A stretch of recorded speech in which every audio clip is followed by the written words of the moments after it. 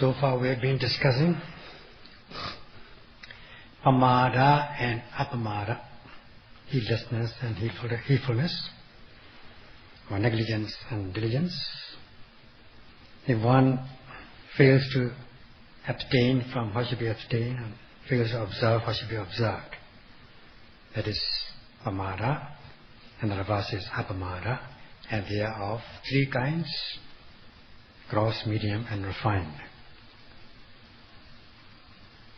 Now if one's mind is not controlled, one leaves the mind uncontrolled in respect of these immoral deeds, dojritas, then one is failing to do what should be done, that is Pamada. And if one practices sucharita, moral deeds, then it is bound to lead to purity, kausha and affability. If one fails to do that, it amounts to Pamada, heedlessness.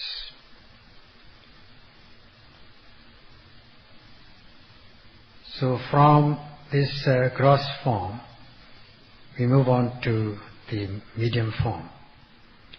From failing to observe dojritas and failing to observe sucharitas, moral deeds, and practicing dojritas, committing dojritas. If one abstains from dojritas, immoral deeds, and practices moral deeds, sucharitas, without forgetting, without neglecting, in a heedful way, that is Appamada, heedfulness, in a coarse form. This is basically good. From that on, we come to the medium form of Pamada, Appamada, that is in respect of sensual pleasures, kama gunas, leaving the mind uncontrolled as in respect of sensual pleasures, not practicing the restraint, not knowing how to practice the restraint. Instead, one does not control one's mind, one leaves the mind uncontrolled, indulges in sensual pleasures. That amounts to medium form of heedlessness, Pamada. Otherwise, on the other hand, if one practices restraint, then one will be free from immoral deeds by body, speech and mind, kaya, dojrita, vaci dojrita, and mano dojrita. Such person will never fall into the states of loss, into the lower worlds. It will be the analogy given in the text is when you just throw the six-sided dice in the air and let it fall on the floor or on the ground, it will only fall flat instead of rolling down like a ball in an uncontrollable manner. So this is the analogy given. In other words, one will fall in an assured way. It will not, one's life will not roll down, roll and roll and roll down. It will only fall flat. That means there's assurance in one's destiny. Whether it is the initial becoming or the process becoming, once one is fulfilled with moral conduct, practicing the restraint of sensual pleasures and living a peaceful life, one will be able to conduct one's physical, verbal, mental behaviors in a good way. In this way, one is said to be basically fulfilled with wholesome deeds, and it will be like throwing the dice in the air and letting it fall flat instead of letting it roll down. One's destiny will be assured. This is basic assurance. However, such assurance is not enough. Such state of condition is not enough. We need to practice the refined form of Pamada and Appamada.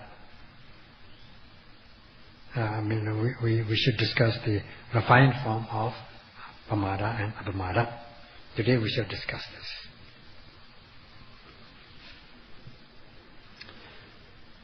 This refined form of Pamada comes from, or is derived from, the coarse form of mental dukkhitas.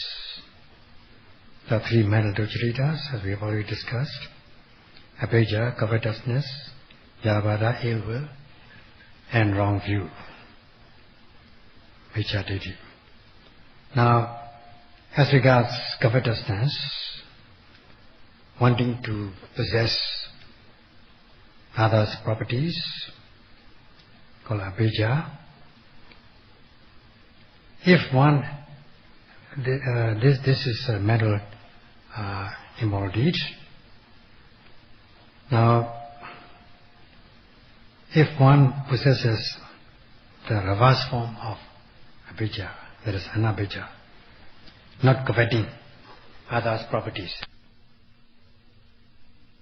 break all rules, leading to, from this mental immoral deed of covetousness, one will be led to transgressive immoral actions by body and speech, physically and verbally, such as committing sexual misconduct, lying, and so on. And wishing to enjoy life, one will indulge in drugs and intoxicants. Such is how the refined mental dukkha, immorality, leads to physical and verbal transgression, immoral deeds by body and speech. Now the second mental immoral deed, namely vyavada, ill will, whether you have ill will towards one person or more than one person or many people, seeing the unpleasant aspect of others, then one will only have ill will towards that person or those persons, wishing him to be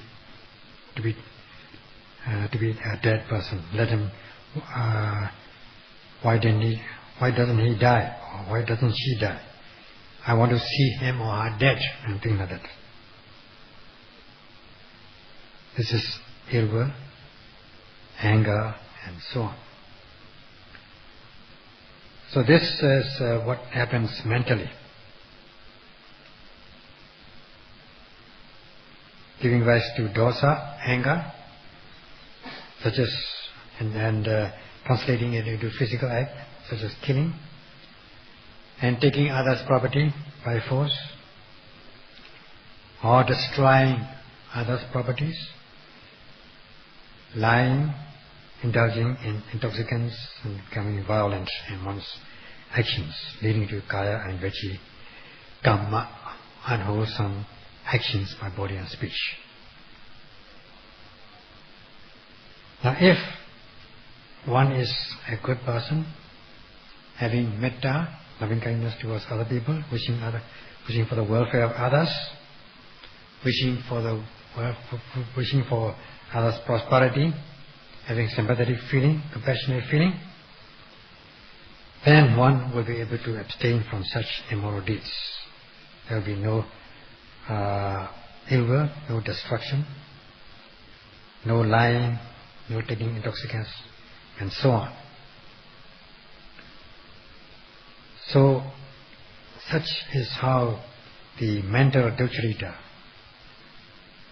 when one's mind is not controlled, one leaves the mind uncontrolled, one leaves the mind under strain in respect of these immoral deeds, one will be led to Kaya and Vachi Dikshitas. If on the other hand, if one practices moral deeds, Sucharitas, then one will have only goodwill towards others. And come to the third type of mental misconduct, mental immoral deed, that is wrong view, Vichadeti,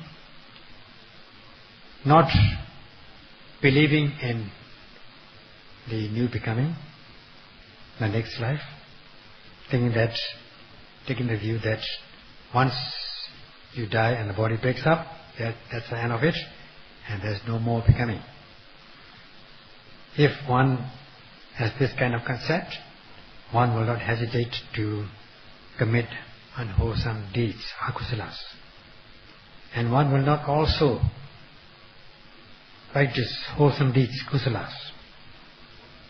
If one believes in the becoming, karma and karma results, and new becoming, knowing that if one commits unwholesome deeds, one is bound to suffer the consequences of these unwholesome deeds. And if one practices wholesome deeds, one is bound to reap the benefits of these wholesome deeds. Then one will not hesitate to perform wholesome deed, and one will abstain from committing unwholesome deeds.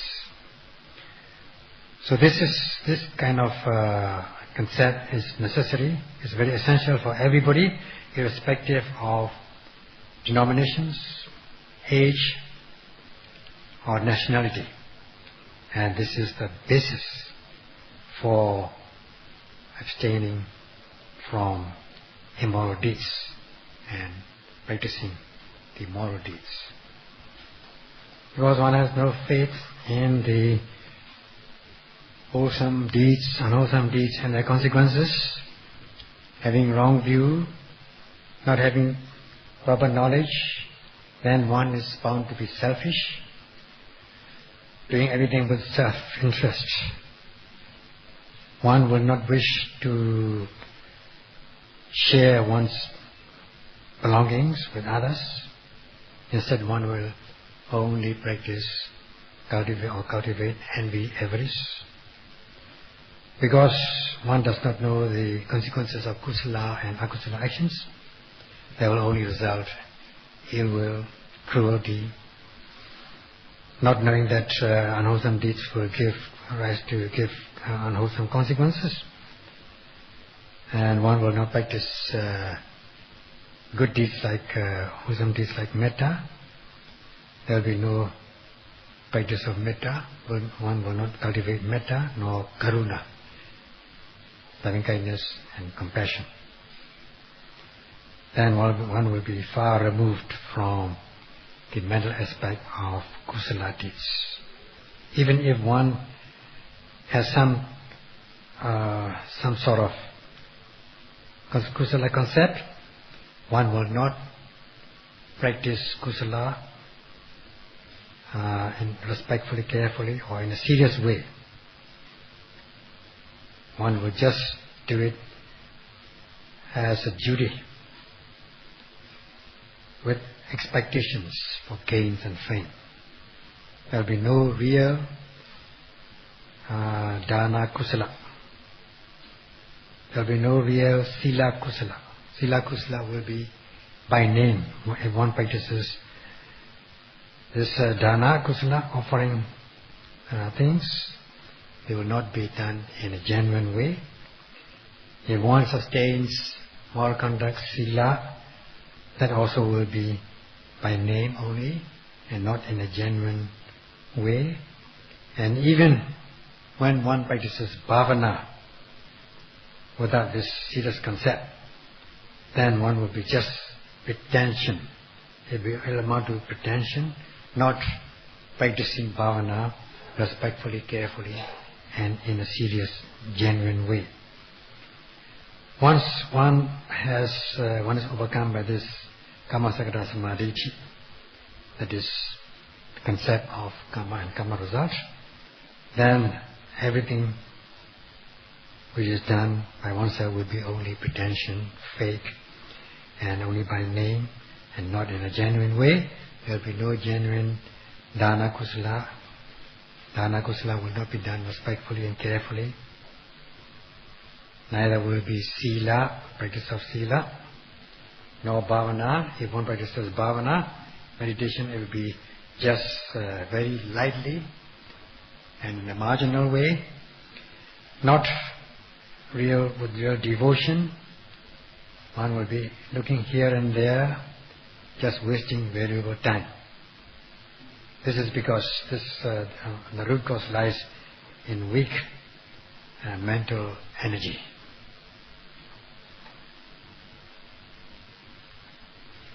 For those who understand kusala, akusala, good and bad deeds, wholesome and unwholesome deeds, and their consequences, will abstain from unwholesome deeds, akusala, with full faith and consent, and will not hesitate to perform kusala deeds, wholesome deeds, with full faith and full consent. Let us say when we are performing dana, which is the simplest wholesome deeds, sharing one's property with others or giving away.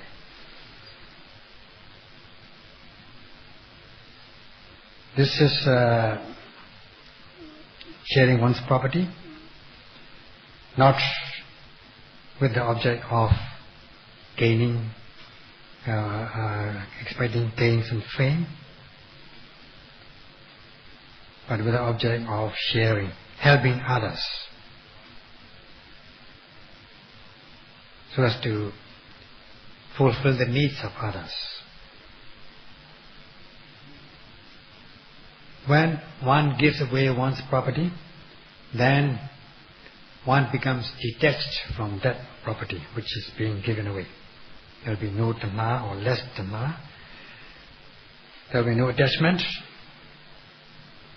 Dana means helping others, wishing for the welfare of others, wishing that others may be fulfilled with needs, for others, wishing for the others' prosperity, wishing for others' benefits, not looking for one's own benefit or prosperity. Wishing that others will not suffer from one of things, one of property or things. Instead, fulfilling the needs of others, so that others will not suffer from one of these things. When that is given, this is without looking at one's own interest, not for one's own gain and fame. Pardon me.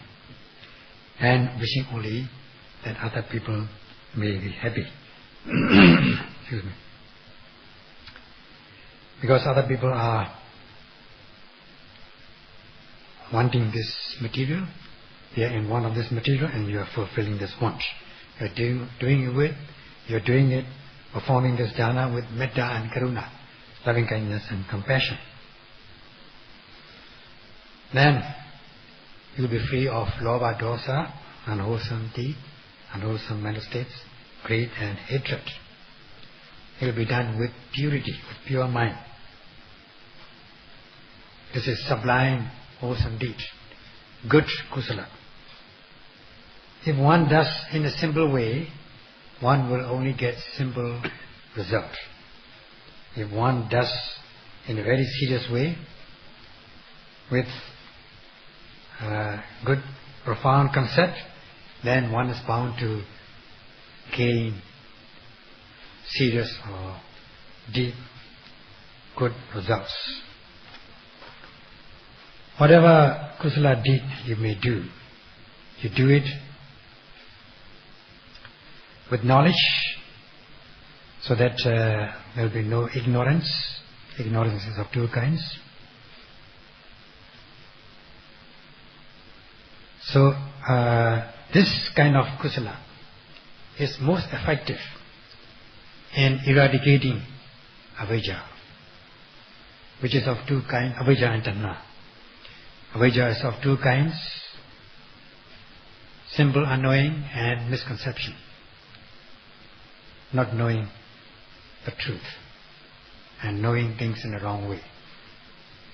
So this kind of kusala we have just discussed is most effective in eradicating is avijja and tanha, ignorance and craving.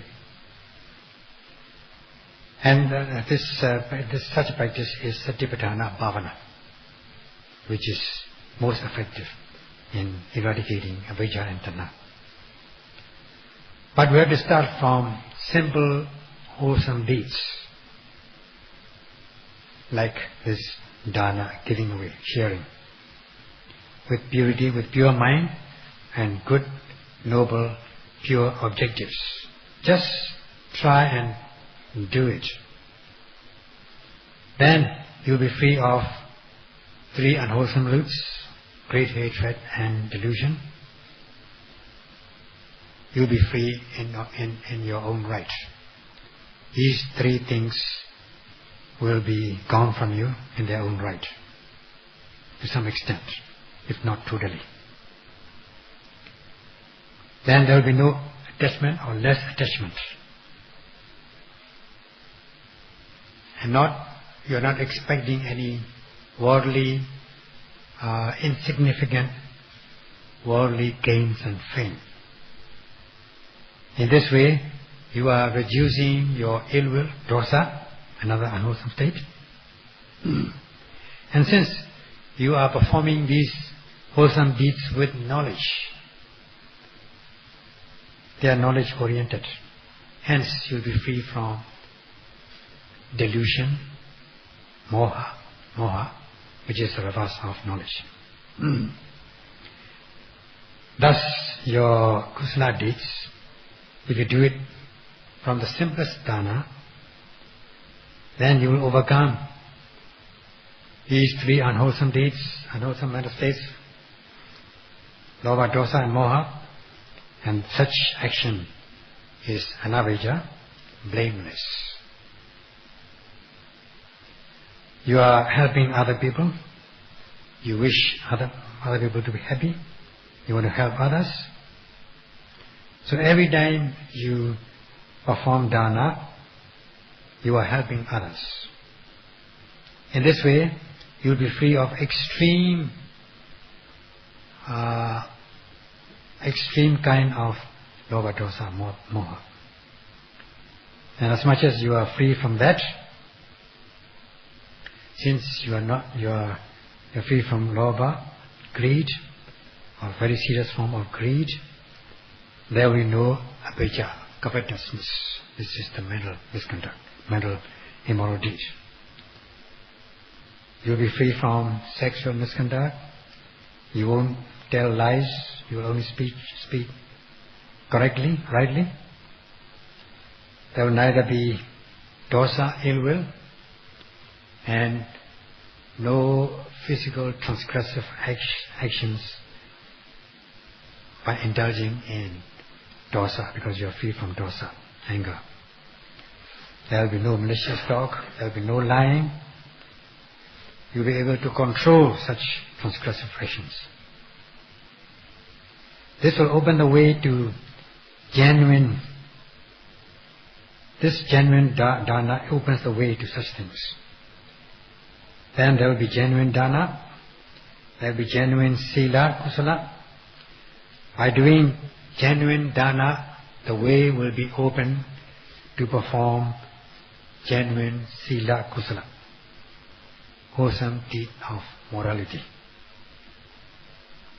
Then, walking this path, along this path, you will be able to control yourself, practice restraint, so that you are not defiled, at the same time others are not harmed. That is one aspect of doing good deeds. Another aspect is not wishing to harm others. You control yourself. In this way also, you are not defiled. You do with Metta Karuna, loving kindness and compassion, with sympathetic feeling. You are protecting others. You are not doing harm to others. Instead, you are protecting others, safeguarding others. You should cultivate this good habit from the simplest dana, kusala. Doing it respectfully, seriously, in a genuine way, so as to be called real dana. And then practice sila, moral conduct, in a genuine way, respectfully, carefully, so as not to break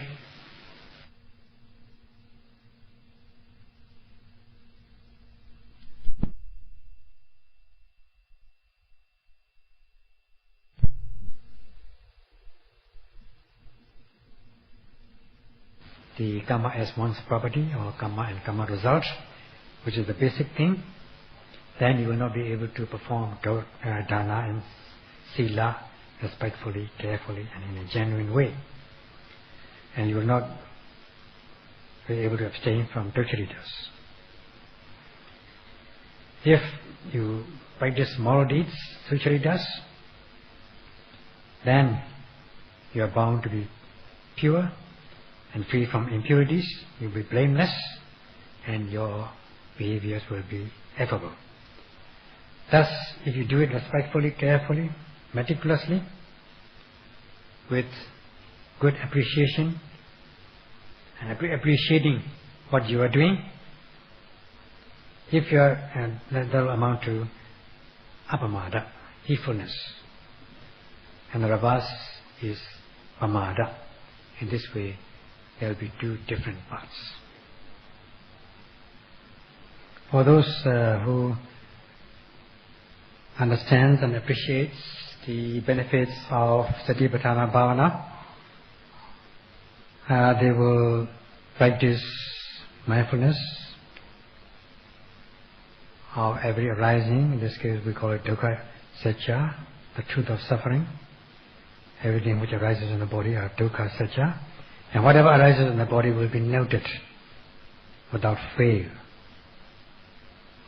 Then there will be knowledge.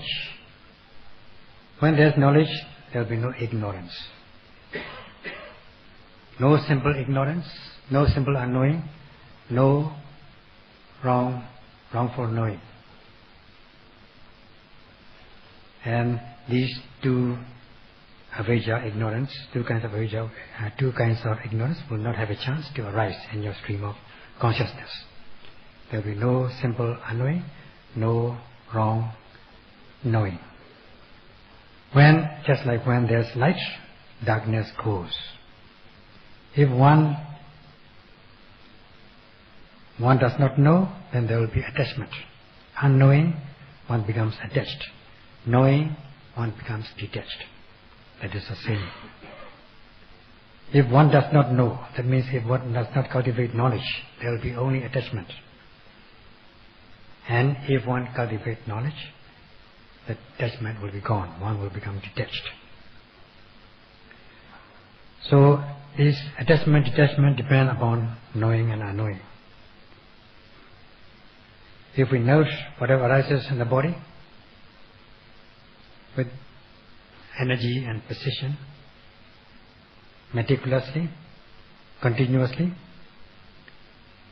whatever arises, which are known as dukkha satya, from the basics, cultivate inside knowledge from the basics, progressing through the inside knowledge. Every time you cultivate knowledge, the ignorance will be gone. The unknowing, simple unknowing and knowing in a wrong way will be gone. They will be gone by not being given a chance to arise in your stream of consciousness. Every time one knows, every time one cultivates knowledge, this attachment and now also will not have a chance to arise in your stream of consciousness. This is the benefit. As you cultivate inside knowledge, as you progress in your inside knowledge, then avijja and tanna, these two unwholesome mental states, ignorance and craving, will be gone, will be abandoned, or at least in this case on a part-time basis, that is during the practice, by not being given a chance to arise in the stream of consciousness. So Satipatthana is said to be most effective. It brings the maximum result in eradicating these avijja and tanna. So one should understand that and practice seriously, meticulously, so that one will be able to overcome craving, anger and ill will and delusion, raga, dosa, moha, as is given in the benefits of the great discourse on the mindfulness, practice of mindfulness. Overcoming raga, dosa, moha, craving, anger and delusion, and overcoming impurities such as lobha, greed, overcoming physical pain, mental distress. All these things have been assured by the 7 benefits of the discourse on mindfulness. It is quite significant. It is no trifle matter. If one understands this, one is bound to practice respectfully and carefully. If one does not understand, or if one does not believe in it, then one is bound to practice lightly, in a marginal way. So if one does not this practice, high-level discipline, is the most effective in eradicating avijja and tanna. If one practices respectfully, that will be Appamada, and if one does not practice respectfully, meticulously, lightly, in a marginal way, then one will be Pamada, heedless. So what will such a person do, such a yogi do? He or she will go about in a relaxed manner, relaxed attitude, with Pamada. As for Appamada, one is very serious and respectful in the practice of this kusala. When we are practicing in a heedful way, Appamada, even if you see things, you must pretend not to see them. You must pretend that you are blind, you have no eyes to see. Even if you hear sounds or noise, you must pretend as though you have no ears to hear, or you must pretend that you are not hearing anything. And even if you have general knowledge, before you came here, you must have read something or heard something. If you have general knowledge, you must pretend that you are dumb and not use your general knowledge. Instead, you should follow the teacher's guidance meticulously. And when you're moving about in all these 4 postures, instead of moving it quickly like a strong person, you should pretend to be a sick person, move slowly like a sick person. And when you experience unbearable, excruciating sensations, you must not note to let it go away, to let it disappear. You must practice it at the risk of one's body and life. You should not be afraid of physical pain. You should be heroic. You should not be afraid of affecting your life even. And you must even pretend that you are a dead person. You are not feeling anything. Such is the kind of perseverance and courage that you should possess. Otherwise, you will be failing and neglecting in the practice of the high-level discipline of the way of mindfulness. If you're not doing respectfully and carefully. Once you practice respectfully and carefully and meticulously, then practicing the activity of mindfulness in a meticulous way, not to miss even a small object, even a single object, then every second of the practice of the time, then you are said to be heedful, Appamada. That is how it has been given in the text. And such is the meaning of Pamada and Appamada as it applies to the practice of bhavana.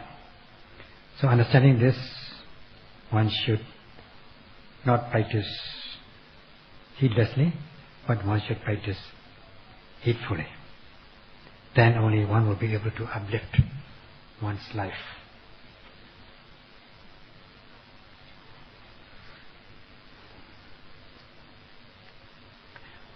That's another aspect of the refined form of Pamada, heedlessness.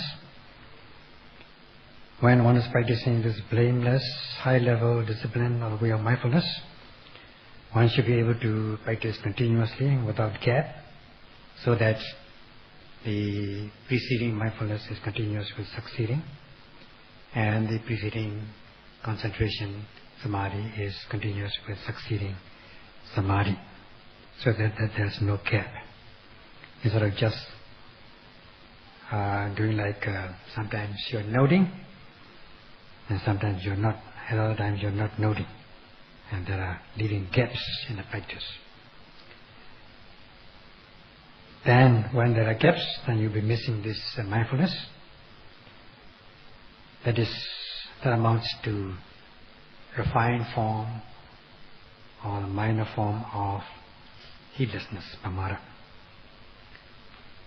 Although it is not committing tortuous immoral deeds, nor leaving the mind uncontrolled in respect of sensual pleasures, but you are not practicing continuously in respect of the high-level discipline or the way of mindfulness, missing your mindfulness sati. Such is refined form of Pamada, heedlessness. You should practice continuously without stopping, without resting. If you are doing, sometimes you are lying idle, and sometimes you are thinking, gazing, or being spaced out, stopping, and so on. Then, even if the body is stopping, kilesas are not stopping. They are continuing. They are rising all the time. So, if you stop, kilesas will carry on, will go on invading you. So you have to note continuously, so as not to allow kilesas from invading you, so as not to allow the impurities to come to you. Otherwise they will all attack you and invade you. So as not to happen that, yogi should do it continuously. Otherwise one will be failing in one's duty. One will be said to be negligent or heedless. So if one is failing in one's duty, this will be Pamada, heedlessness. And in the practice of the high-level discipline or the way of mindfulness, if you do it respectfully and carefully, meticulously, in a way expressed as nirantara, that is without any gap, continuously, without stopping, continuously, then you are said to be heedful, Appamada. Knowing these two kinds of Pamada and Appamada, what is Pamada and what is Appamada, what is heedfulness and what is heedlessness.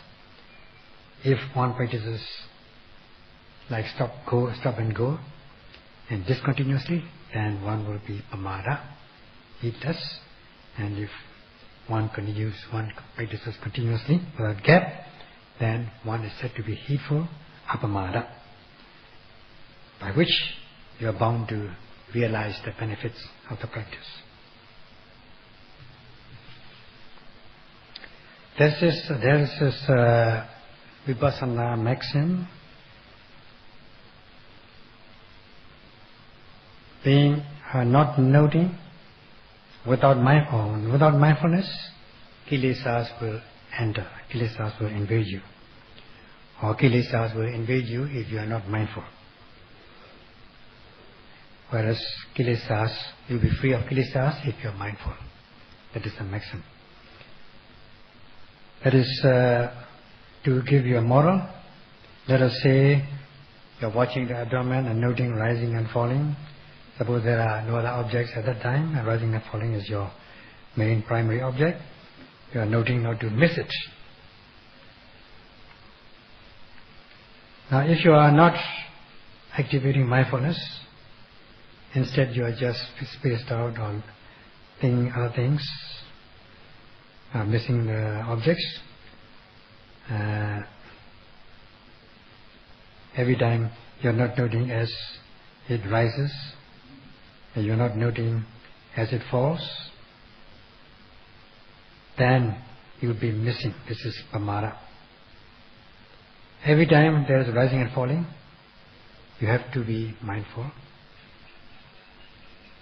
If you are not able to do it, that is, note rising and falling every time it rises and falls, kilesas are bound to enter your stream of consciousness. That is what is meant by being not being mindful. Kilesas invade you. Kilesas attack you. Then what will happen? Not only that, you will allow kilesas to enter, but your mind will be deluded,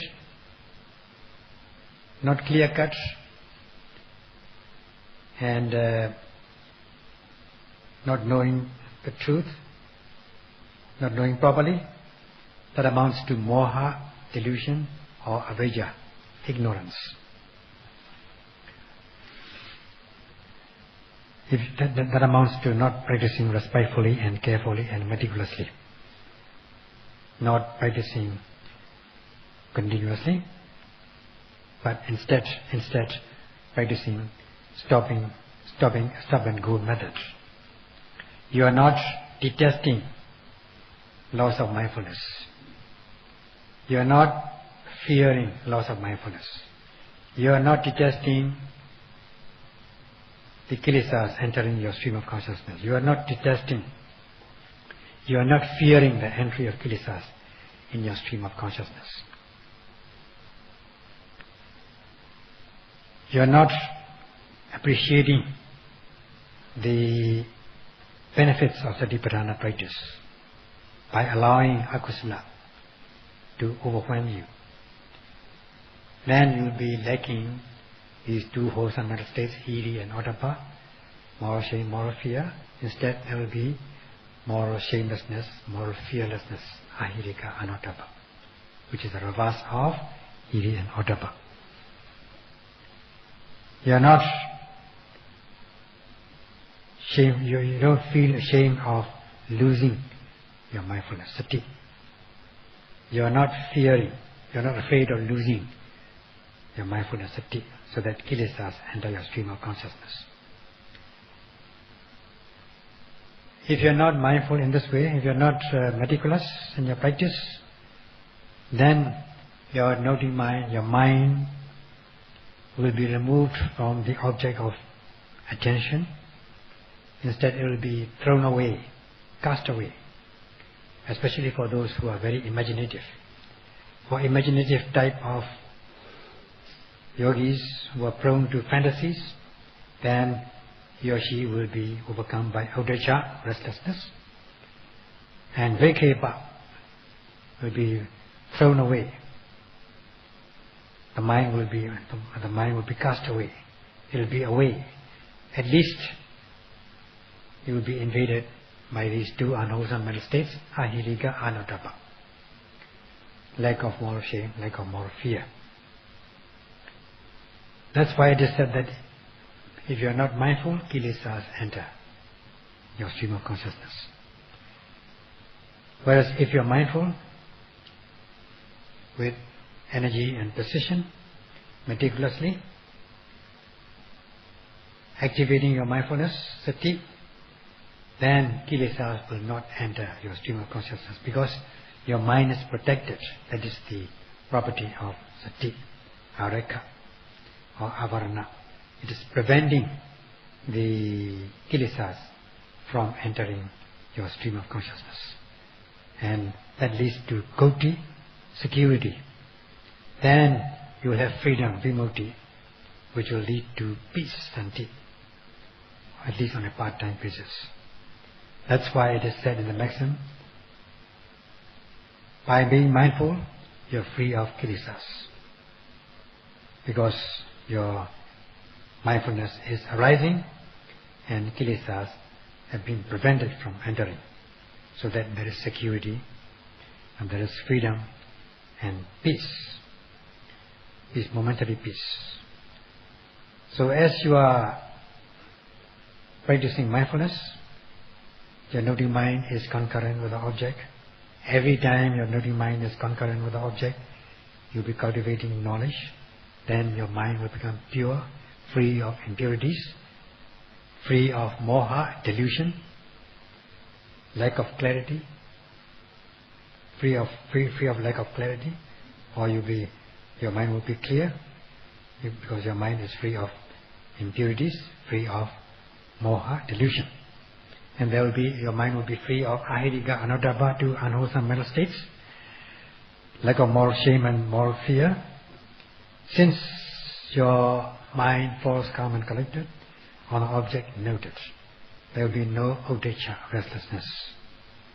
And every time you are mindful, kilesas will not enter, and there will be only kusala, wholesomeness. This is not ordinary wholesomeness. This is real blameless, high-level wholesomeness. If you practice continuously, respectfully, carefully, meticulously, without stopping, continuously, without any laxity, then you will be said to be heedful, Appamada. As is given in this expression, when you are practicing high-level discipline of wholesome deeds, such as the practice of satipatthana, you tend to shrink, require, just as when you are sprinkling salt on the earthworm, it shrinks. You don't want to exert your energy, instead you become wearied and exhausted. Then you will be laid back, and you don't want to you'll be easygoing. There will be not enough courage to confront this practice, wholesome practice, or to undertake this wholesome practice. Saying to yourself, complaining to yourself, oh, that's too much of this practice, so many hours a day, there's a wake-up call at 3 o'clock in the morning, and there's a bell ringing and all reminding and pulling you out from the kutis. So this is quite wearisome, and there's no freedom at all. In this way, you tend to shrink, you tend to require, you can tend to become exhausted and wearied. Then you'll be laid back because you're complaining to yourself. This amounts to heedlessness, Pamada. And if you're not of that type, you are Appamada, heedful. This will be discussed tomorrow. That's all. Sadhu, sadhu, sadhu.